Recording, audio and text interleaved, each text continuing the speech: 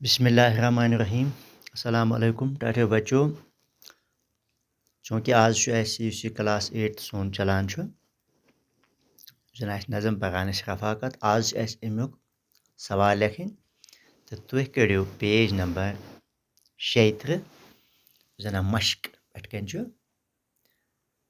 अत मज कह अल्फाज तो तिहद माने दित गोडनुक लफ्ज जन लिखित सह मुसाफिर तो मुसाफिर वन तस सफरस अंदर तो राह वन वत यानी वत अंदर मुसाफिर यानी ये वनो कशर पे वत पकन वोल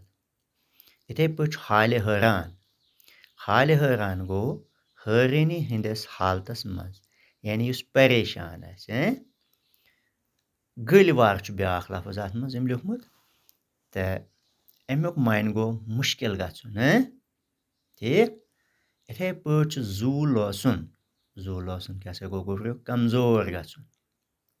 जू लोसन गो कमजोर यानी कह बुजुर्ग वन हे वन लोस मे जू यानी कमजोर गोस बह इथे पे खौफ हुत ब्या लफ्ज गो खुचमुत यस कुन चीजु खौफ इथे पे गो सखर क्या गो नेरनुक इराद तैयारी वन कशर पे वत से सखर वत से कर सा तैयारी इथे पे आश ब्या आश क्या गो उम्मीद यानी हे मे आश बह गस इंशाल्लाह पास एग्जामस अंदर उम्मीद थावन कुन चीज इथे पे गो शुद्ध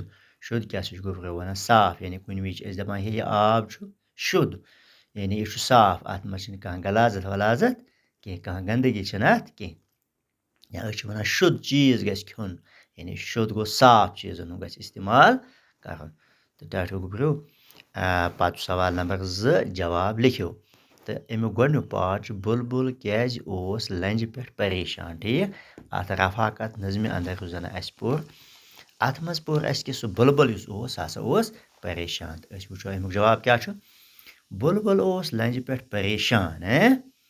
तिक्याज तमिस ओल सठा दूर तो सोचान जे बह किथ कन वात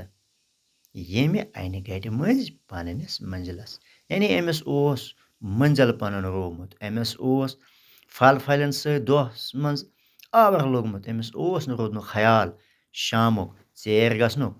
तो यह अत लंज पे वह रोजित गुमुत तवे लिख अस कि बुलबुल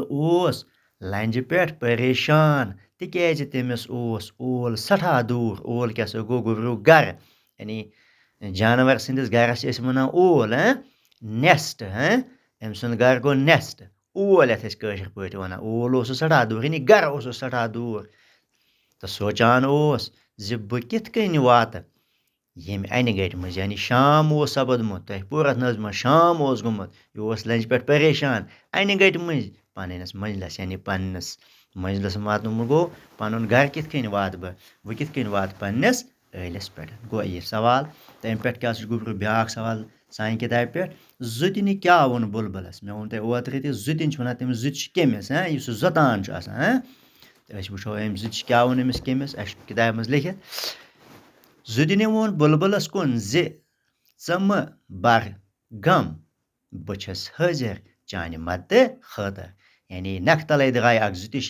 जुत क्यों मक दोपनस हे बह छस चानि मदद खतर रोज मे परेशानी ठीक सिर्फ कर हुकुम जे कुत वातुन जुतिन वोन बुलबुलस कुन जे म बर गम बह छस हाजिर चानि मदद खतर ठीक सिर्फ कर हुकुम जे